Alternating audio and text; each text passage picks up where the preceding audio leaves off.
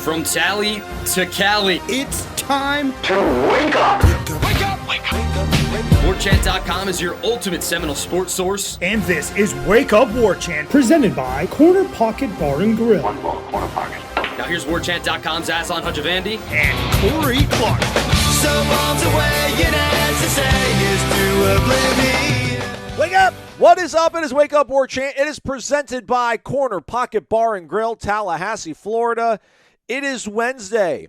It is the third Wednesday of the month, which means parrot head flocking over at the Corner Pocket. Live music, and the members of the Jimmy Buffett Parrot Head Club here in Tallahassee, they enjoy drink specials. They're a fun lot to hang out with, I'm told.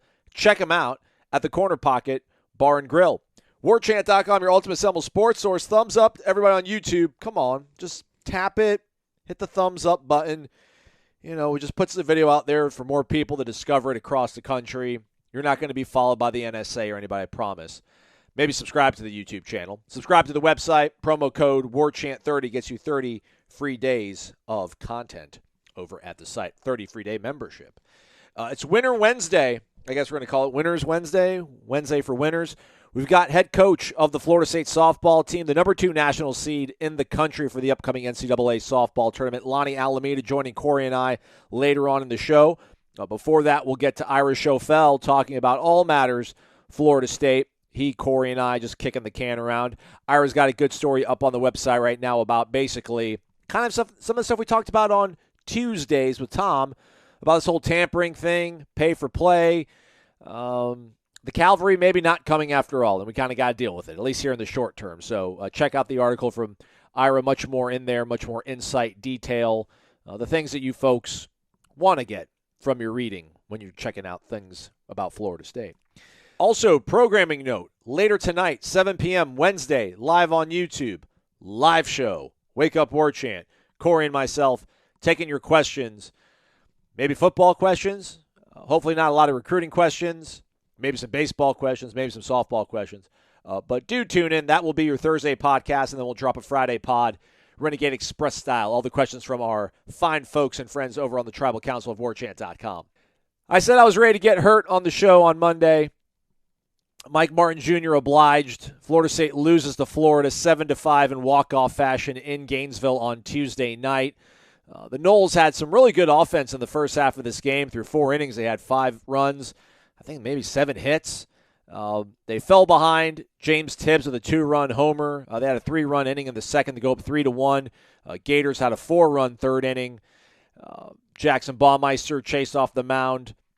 Jonah Scalara roughed up a bit, but then Jonah just really pitched lights out for the better half of 4 innings after that.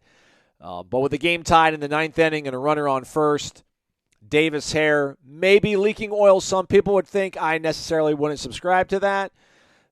But Mike Martin Jr. and Jamie Bellinger, the pitching coach, decided to go to Andrew Armstrong, who's a lefty, to go against Sterling Thompson, who's batting .354 on the year because he's a lefty. So I feel almost guilty talking about baseball to a detail spec point because I never played it. Quite frankly, I'm not part of your fraternity. I don't get it, man. The whole ready on ready, lefty on lefty, play the matchups. Like I get the leverage you have as a pitcher, as a left-hander throwing to somebody in the left-handed batter's box.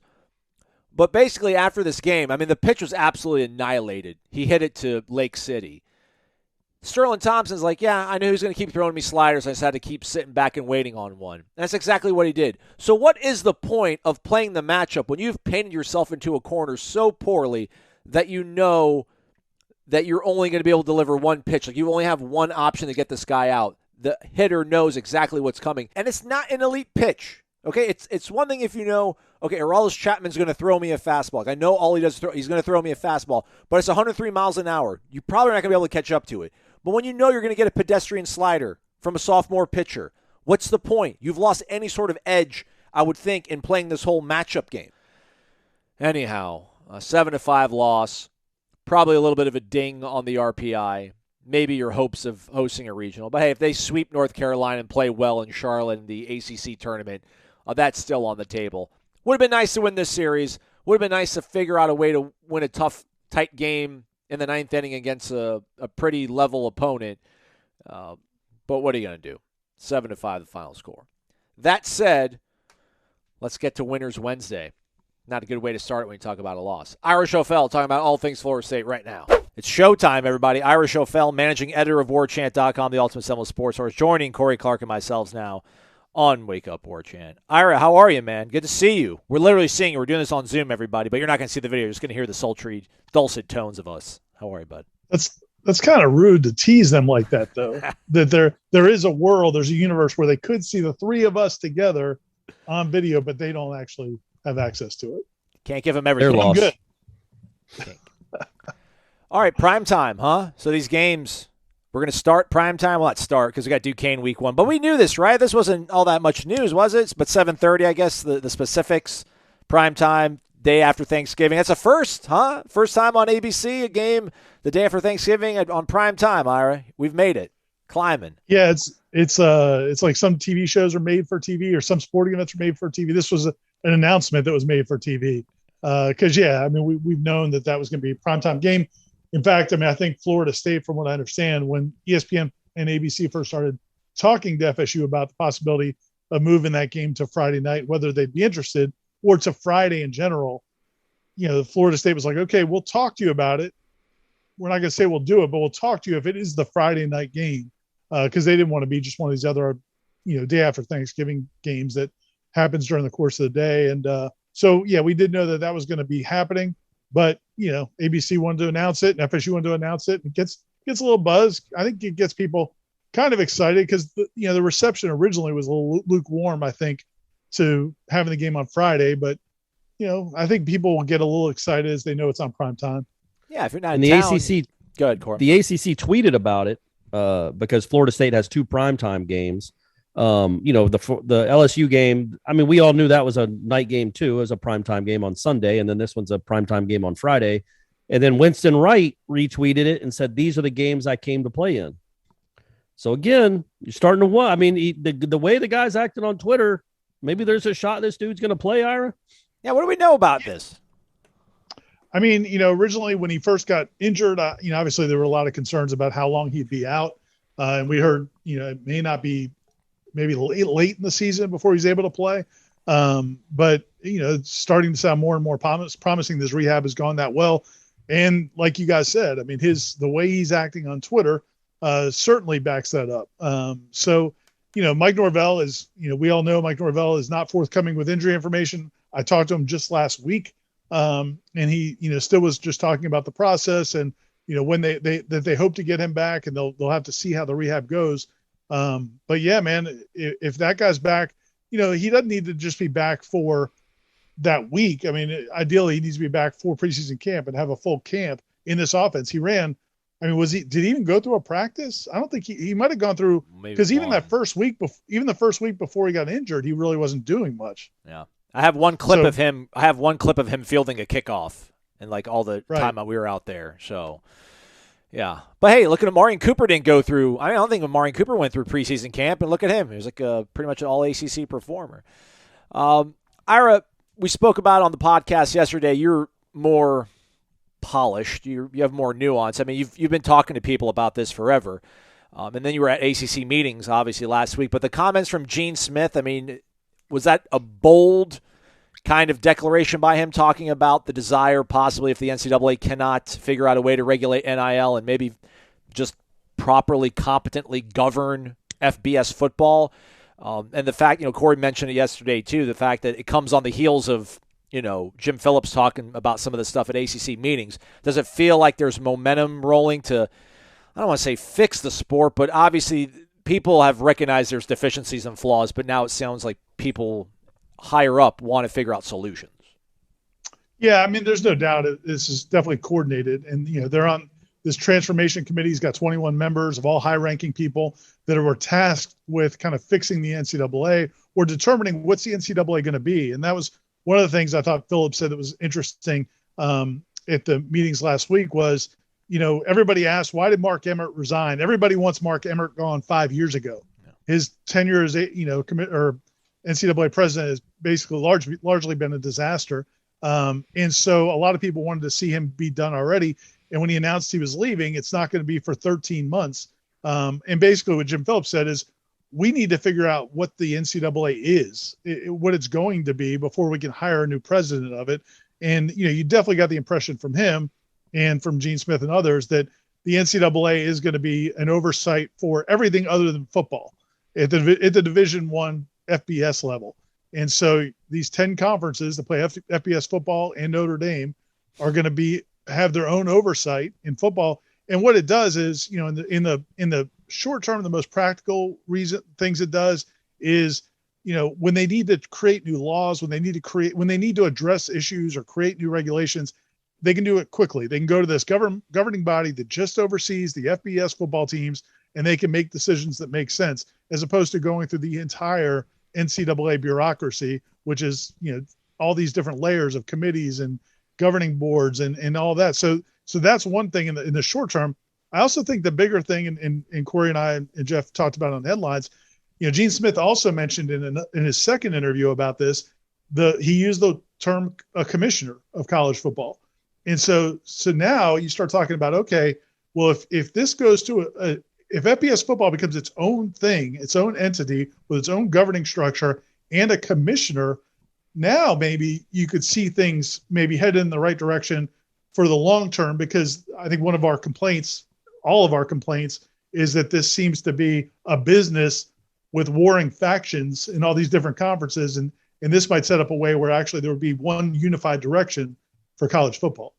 Ira, do you think there's any chance at all that Sankey and his constituents in the SEC would be willing to give up whatever their lucrative TV contract is and share it more broadly with the rest of the country? Because if that doesn't happen, or could there be an apparatus in place where they're dictated they have to do that? Is that the hope? And that's my hope. I don't know if that's the hope for everybody else. I mean, if you're a supporter of Florida State or any school in the ACC or maybe even the Big 12 or the Pac-12, I mean, that's got to be your hope, because otherwise, the Big 10 and the SEC are, they're wiring the field. But I don't know I don't think they could come at it from a place of, okay, you guys need to give up $10 million a year to bring everybody else up to a level playing field. But maybe this thing would be so profitable if you had one league that was so much better than even what college football is today, which is possible. Or maybe you even have, Jim Phillips mentioned subdivisions. So maybe you have tiers. Maybe you have like a Premier League and lower leagues, a championship league or whatever. I don't know. He didn't say that specifically, but he did say subdivisions. So maybe it's a way where, there's these 32 teams in the upper echelon league, and then, another group below them. And then maybe in that system, maybe the SEC schools that are in that top league, maybe they make more even than they're making currently, or that they're going to be projected to make in 5 years. This could all be wishful thinking. Again, Florida State, the ACC needs to hope something along those lines happens sooner than later. But I mean, I think that's what kind of gives you hope that at least this is opening the door to something, because this isn't just us. I mean, there are people in the industry, people who work at Florida State and other schools are hoping or expect at some point there will be some sort of move towards, a more unified college football. I mean, I guess this is not the time to make enemies, but what's with this whole 130 schools thing, talking about FBS football? I mean, do we still want to pretend that Alabama and Georgia and Texas and Oklahoma and Florida State are the same as Arkansas State and Utah State and, these, Mountain West teams, Fresno State? I mean, I guess that kind of goes to your whole issue of maybe tiers. At some point there has to be kind of just a recognition, right, Ira, who's committed to doing this, who's committed to investing in this sport at this level, and everybody else.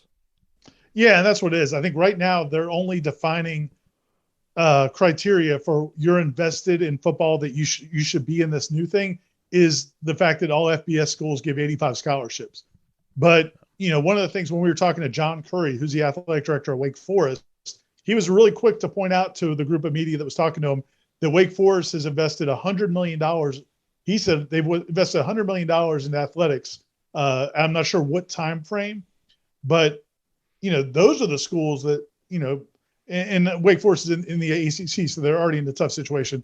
But Vanderbilt Purdue or Northwestern, or the Northwestern's obviously they've got that crazy mansion of a football facility, but the schools in those conferences that are already reaping all of this money are going to have to prove it also. And I don't know what criteria they'll come up with, but I think that the commitment, quote unquote commitment, the dollars you're putting into sports, that you care that much to be in that top league, I think that's going to be one of the criteria is, if that happens, to prove that you need to be in that top league. I wish Corey was on video right now. We could see him giddy, because this whole thing has been like, Vanderbilt gets the same amount of money as Alabama. They got more than Florida State.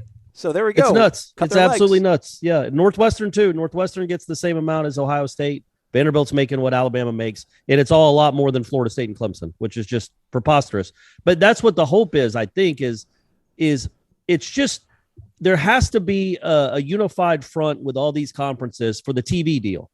That's the whole deal, isn't it, Ira? Like if you break away from the power, if you break away from the NCAA and become your own entity, but the TV deals remain the TV deals, nothing really changes.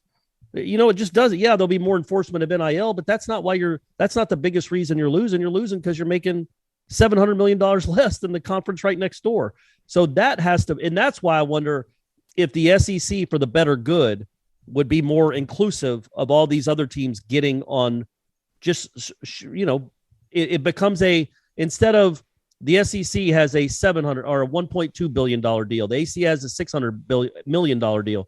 Add it all up, split it all with all the teams in the Power Five, then it becomes more equitable. But I don't know that the SEC would do that if they're going to lose money, unless they care about the future of the sport. Well, Nick Saban said parity, though, Ira. Maybe Nick's putting it in motion for all of us. Good point. Yeah, maybe he did. Sankey, look, it's great to hear Jim Phillips talk about it. It's great to hear Gene Smith at Ohio State talk about it. It would be really cool to hear Greg Sankey talk about it as well. That would, I think, make everybody feel like there's a little bit more push behind it. But I think when the key to me, and again, right now they're just talking about regulations and rules and getting recruiting calendars aligned and all that stuff. But when Gene Smith he talked about a commissioner, and they're talking about a governing body over the sport. Again, if I'm Jim Phillips, he may not have any assurances that this is where it's going to go. But if I'm him, I'm pushing all in for that, because then at some point there will be somebody who's responsible for the whole thing, not just this league. And, look, man, if I was a commissioner of the SEC, if I was Greg Sankey, I wouldn't care about Florida State's plight either. But really, I'd like to think I would, man. But if I'm 60 years old and I'm rich, and I'm going to be rich when I'm 70, and nothing's going to ruin the sport's not going to die in his lifetime just because the ACC and the Pac-12 get hurt. So, I'd like to think I wouldn't be that way, but I think you would. But if you have some sort of oversight of the whole sport of college football, now at least there's pressure from somebody who's at least pushing for a more equitable landscape. But again, man, I don't know. Is this 10 years down the road? Is it 15 years down the road? If you're Florida State, you hope it's, next year. You hope it's 10 days from now. Exactly.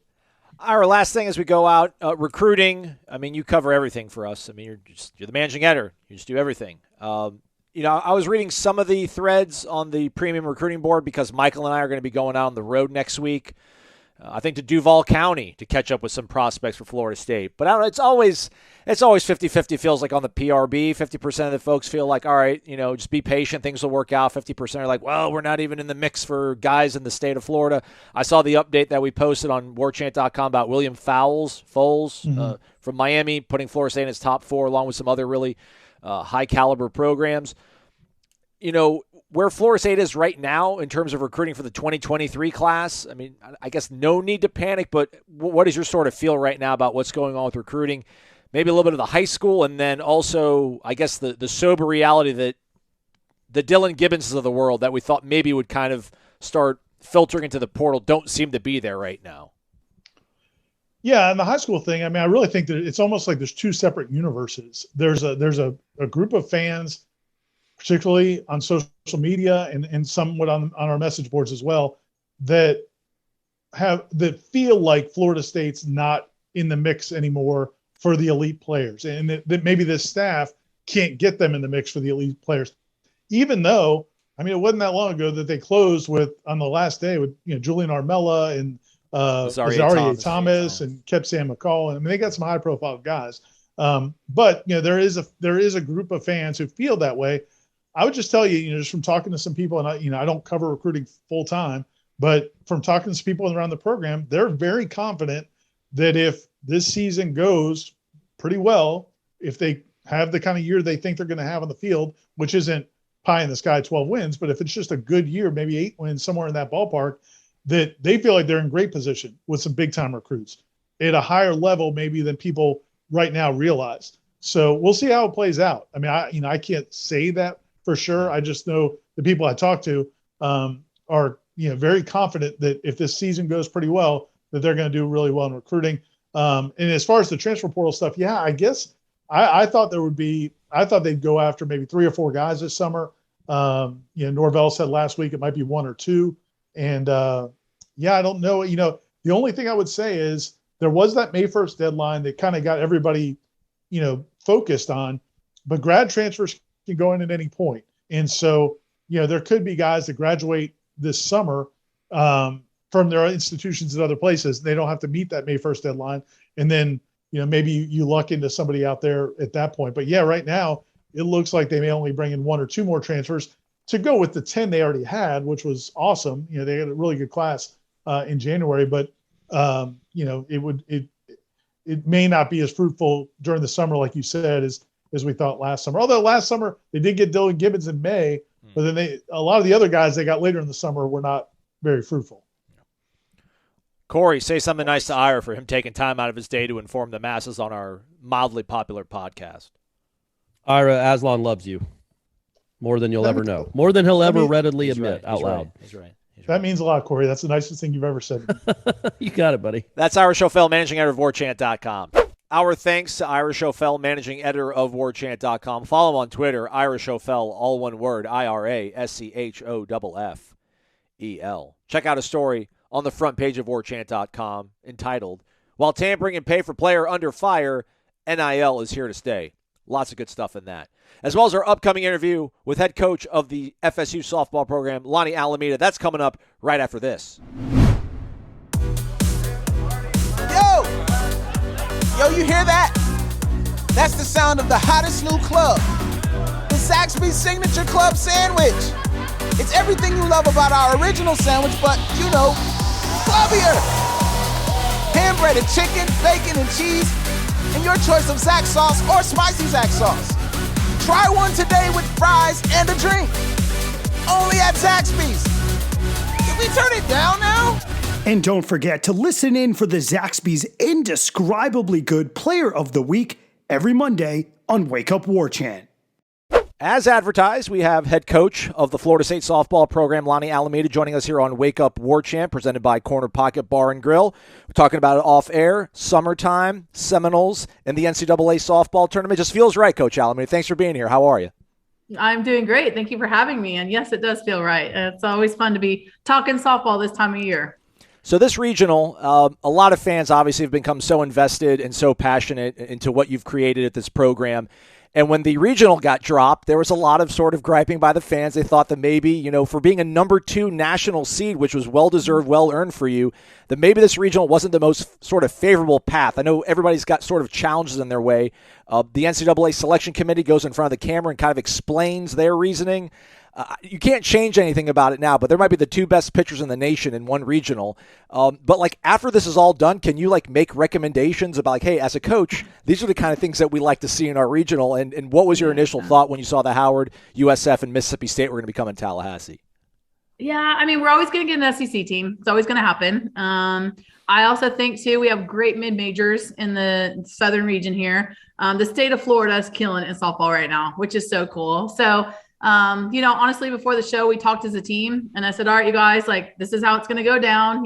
There's obviously a budget to them trying to fit teams in. We're going to get an SEC team and there's going to be someone from the state of Florida or maybe Georgia that they can drive here that's going to be here. And it just worked out, that way. And that's fine. You're going to have to beat good people, to get to the World Series. So I think that mindset's always been there for us. And we've always had a tough regional. So, yeah. So, bring them on and we got to play the best softball we can. Lonnie, when they do drop the teams you're playing, and you probably had a good idea, right? Like you didn't know for sure it was going to be USF and Mississippi State, but they're in that RPI range where you're like, okay, it might be those two. You weren't stunned by that. No. When do you start? How do you get game film? I mean, I know Mississippi State was probably on TV a good bit, but how do you go and scout these teams that you haven't seen a ton of in such a short time? Yeah. One, we have an amazing video crew here. So we're lucky enough that the football staff also helps out a lot of the Olympic sports and they help us out. And so their time, man hours, woman hours over there getting stuff done for us has been going on for about a week. So you're right, Corey, in the sense that, a week ago they said, who do you think? And of course we always bracketology it ourselves. So, I knew maybe Ole Miss, Mississippi State, something would be in there. And then, South Florida and UCF for sure. Yeah. So good for UCF to be able to host, but one of those are going to be at Florida. One was going to be at Florida State. We kind of figured that out. So I think we were in the works on that. And Howard, we've just been trying to scratch and claw to get as much as we can on them. They don't have as much opportunity to be on TV. So we're definitely trying to find stuff there too. But great video crew. Dave Lamb and Austin, those guys are rocking it. So you guys open up with Howard at 8:30, and then South Florida, Mississippi State go at 6 o'clock. So I mean, you mentioned that they're not on television a lot. So like, is there a huddle? Do you reach out to their video department, or is this a real true case of we just worry about ourselves and it'll maybe work out in our favor?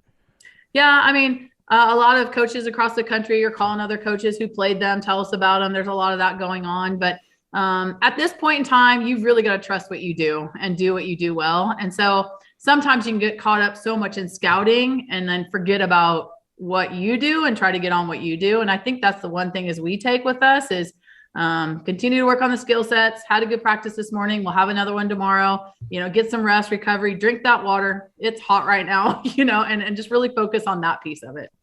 Lonni, we're looking forward here a little bit, but I want to look back for a second at the ACC tournament. What's your mindset when you see your team celebrating that? I mean, I know you guys have bigger goals. You're the number 2 team in the country. So it's not just, we won an ACC title. What a great season. But I thought it was so validating because this has been such a special year to go out and get a piece of hardware. It's not the one you ultimately want, but to go and get it must have been so, I would assume, really rewarding and validating for what really, honestly, I think might be one of the best, when you consider who you played, one of the best college seasons, regular seasons of all time by anyone. Yeah.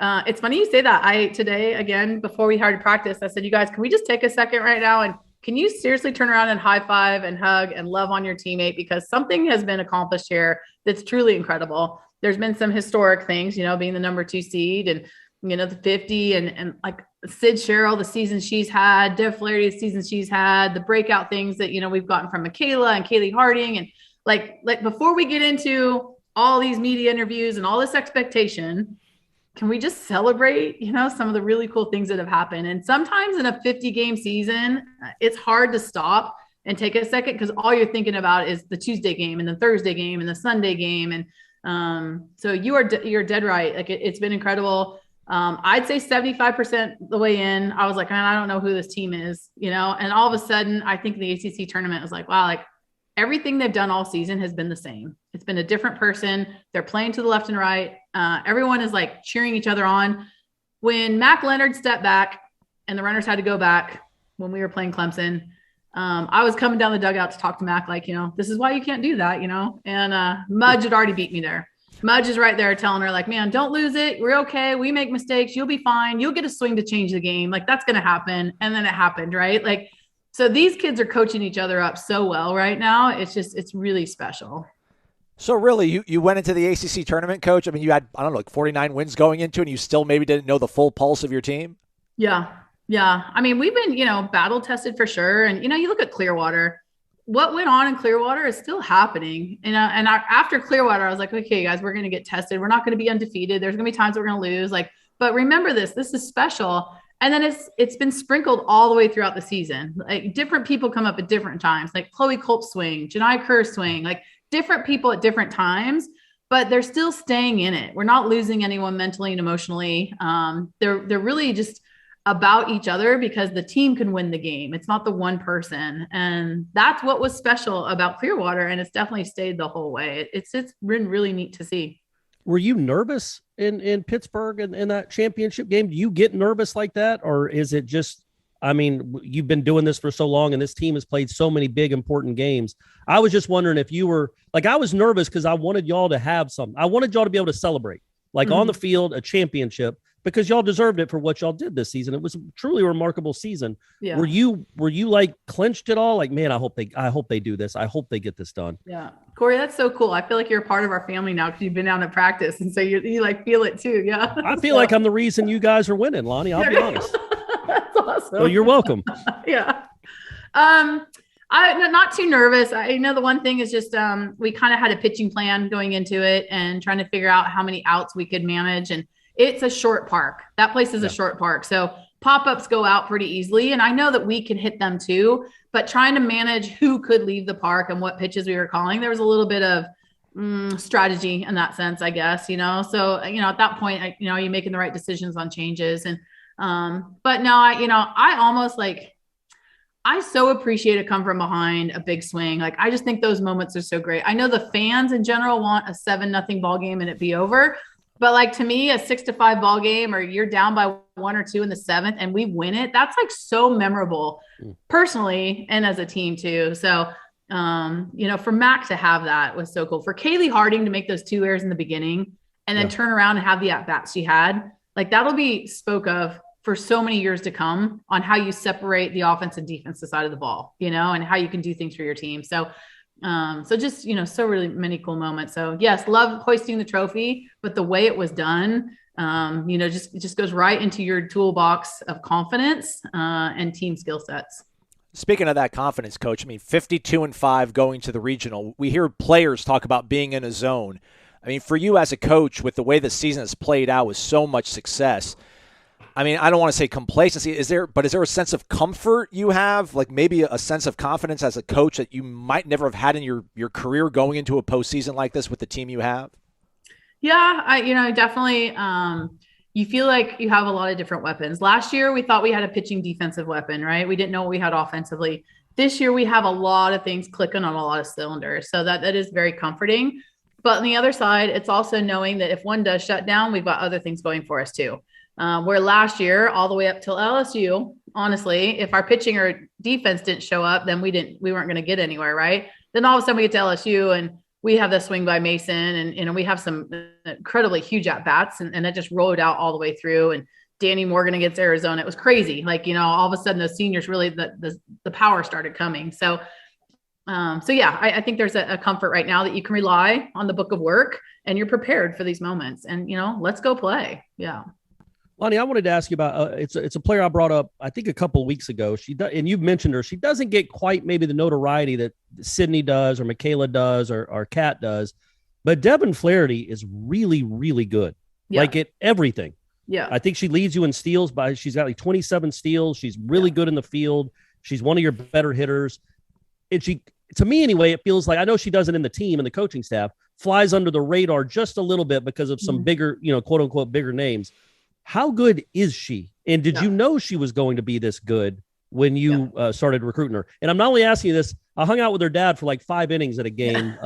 We didn't become friends or anything, but it was a really fun conversation. He's a nice man. And I was asking him a bunch of questions about Dev and just her recruitment. But did you know she was going to be like this when you got her? Did you foresee this? There was obviously the skills, the softball skill sets, that have developed, and she's worked really hard at that. She is a worker, and, Mark is too, they're workers. They study the game. They're workers. Deb works with our volunteer coach, Kaylee Rafter, quite a bit. She's very regimented. It's 11 o'clock every Tuesday. It's 10:30 every Wednesday. I'm getting my work in. Some people can walk to the park and be skill set talented. Some have to work at it. Deb works at it. And so I think maybe she flies under the radar a little bit because she's so consistent, and consistency sometimes just doesn't get that, that big time label. But yeah. And I think she's also very driven on being, having the ability to handle a curveball, a rise ball, a drop ball. She recognizes what we're going to face and she wants to be able to handle that. So she's very competitive in that side of it. And then she knows she has to keep putting the work in. So very mature, still young in her years, has anchored down a very tough second base. Second base is one of those spots you have to be in a lot of different positions. So it can really mind blow you in the sense of, leading the team on defense, where I have to be execution wise, and then, being able to hit, because that's what keeps you in there. So you are 100%. I mean, she is the foundation of a lot of things for us right now and gets her job done. And really proud of her. I've really pushed her leadership buttons because I know she's got it in her. And, I think she's been a very common voice for us, but then backed it up with work ethic too. Right. It's early in the week, Coach, as we record this, but just how would you kind of maybe assess the way they came out to practice on Tuesday and what you've seen from them this week that makes you feel good? Yeah. Well, usually when we have 2 days off, day 3 is a little rusty, which is totally normal. It's your timing, your inner timing back and going. So today was more of a timing day. Tomorrow will be a little bit more of a get after it, cuts and relays. What are we going to do with certain hitters that we're facing? Maybe some different defenses. USF runs the bases a little bit, throw the ball around, that kind of stuff. And then Thursday will be a prep day, for when we play on Friday. So that's kind of how the week goes. But spirits were good. Everyone's drinking their water. They're being smart, checking all that kind of stuff. Talking about family members coming to town, which is pretty awesome. And so, I think they're really excited about this opportunity to host. Do you get any input on start times? Were you pushing for 8:30 on a Friday night? Do you like that at all? I like being out of the sunshine, but I also know this time of year, weather is a big deal for us. So sometimes it's nice to be in that 3 to 5 range, because then you could push it back with weather versus, being pushed back to midnight kind of deal or into the next day. So, but we don't get too much. We put in, but they decide on TV and they decide who they want where. Do you care at all about the national, other than you're a national seed? Did you care about being the 2 or the 3 or the 4? Did that matter to you at all? Or was it just like, give us a super regional and you knew that was going to happen anyway, but as long as we're hosting a super regional, if we get there, that's what matters most. I think you start looking at it, who you're going to match up against. And if we do our job, we're matching up against a really hot Missouri team. If they do their job, right? They're probably one of the hotter teams towards the end of the season right now, swinging it, defending it, and pitching it. So in a sense, when you start looking at those matchups, you're like, man, who do we want to match up with to go to the World Series? It's going to be someone good.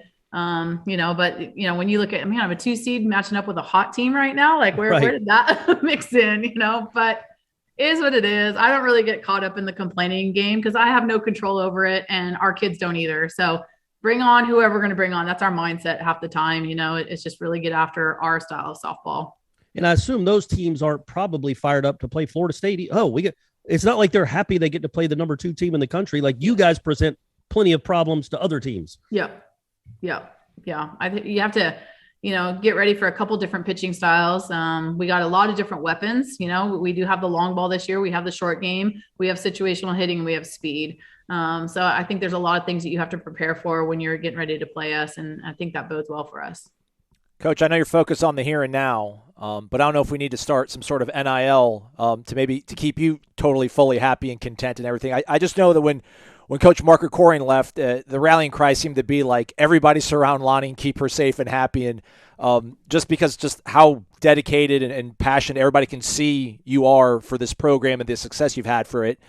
I guess just how valued and how happy do you feel in Tallahassee, and do you think you will be able to feel that going forward? Well, I think, we're like the team, and I think there's a value to every sports team at Florida State, and I think we bring that good family feel. I really do. And Corey could probably speak to this, but it's just, you can walk down and it's a very welcoming, the kids are very comfortable with anyone coming around.